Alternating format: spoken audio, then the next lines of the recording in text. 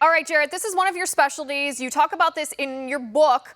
Talk to us about this. What is the history of the Black Hills, the change in power and who controlled the land? What was really going on before Mount Rushmore? Yeah, it is really interesting. Of course, these arguments about take back the land, so to speak, are very common now in American discussions. But of course, the Sioux tribes, which have been at the heart of this, saying that the land is actually theirs, that we should give it back, so to speak, were actually somewhat recent arrivals into the area when the United States arrived. In fact, they had taken the land in the Black Hills from the Cheyenne Indians who had been there up until really the late 18th century. And of course, they had taken from other tribes, the Crow, the Kiowa, and many others that had occupied that land before. So, to a certain extent, the Sioux had actually only been there. Really, they've been there for a short amount of time. The United States has currently owned that land in the Black Hills. So, this idea that this is simply a permanent part of Sioux culture is just not true. The tribe actually originated elsewhere, farther east, and had been pushed by the Iroquois Confederacy, which had pushed them out off the East Coast.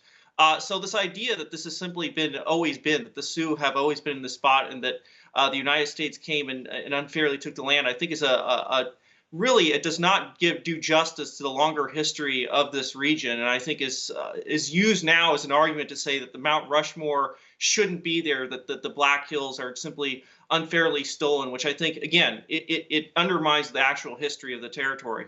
Right, and my husband has a favorite saying whenever he and I discuss world history, and that is the history of the world, not just the United States, but the history of the world is one of conquest and war. And it's a very cynical statement, but historically it's not incorrect. And it applies to the United States even when we were, the colonies, even when we had settled here. This isn't just pre-United States or pre-colonies. That was happening here on our land up until just a couple hundred years ago, and the area around Mount Rushmore is no different. The left does ignore this. Yeah, and I think to add to that, I think there were some certainly some mistakes that were made, and anybody seen the Deadwood series on HBO knows that the history of the Black Hills is complicated, especially after gold was discovered there. Many squatters there. The United States government tried to give money back to the Sioux to pay for the fact that some of the land had been taken. It actually ended up in a 1980 Supreme Court case where the U.S. government awarded the Sioux tribes $100 million that were not claimed because they said that they wanted all the land that existed there.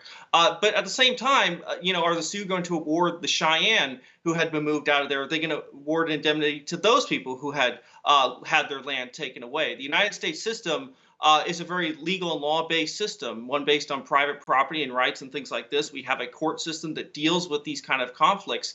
The history of the world generally is might makes right. You simply go in, you conquer, you take, you enslave. That's it. That has been most of human history. Our history is one that's a very legal-based system. It's about the rule of law. And yes, even when those mistakes are made, we have a system that can correct those mistakes. We have a legal system that ultimately protects people's rights in this country. And I think that's an important part of this larger message. The left doesn't want to tell that longer history of deprivations of all humankind, not just from Americans, but from people all over the globe. I think that is what the crux of human history is. The United States has been the country that has corrected many of those wrongs because of the very system that was created by the founding fathers, by 1776.